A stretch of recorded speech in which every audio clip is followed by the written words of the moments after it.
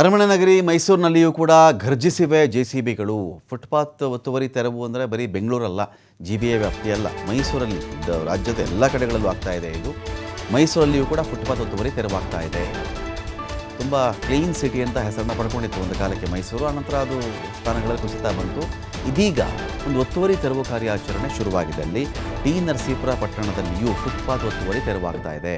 ಪುರಸಭೆ ಹಾಗೂ ಪೊಲೀಸ್ ಇಲಾಖೆ ಜಂಟಿ ಕಾರ್ಯಾಚರಣೆ ಮಾಡ್ತಾ ಇವೆ. ಇಲ್ಲಿ ತಾಲೂಕು ಆಫೀಸ್ ರಸ್ತೆ, ಫುಡ್ ಸ್ಟ್ರೀಟ್ ರಸ್ತೆಯಲ್ಲಿ ಒತ್ತುವರಿ ತೆರವಾಗ್ತಾ ಇದೆ. ಮೈಸೂರಿನಲ್ಲಿಯೂ ಕೂಡ ಫುಟ್ಪಾತ್ ಒತ್ತುವರಿದಾರರಿಗೆ ಸಂಕಷ್ಟ ಎದುರಾಗಿದೆ.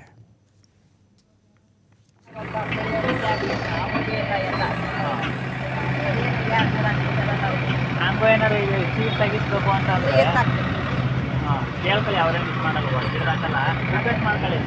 ಈಗ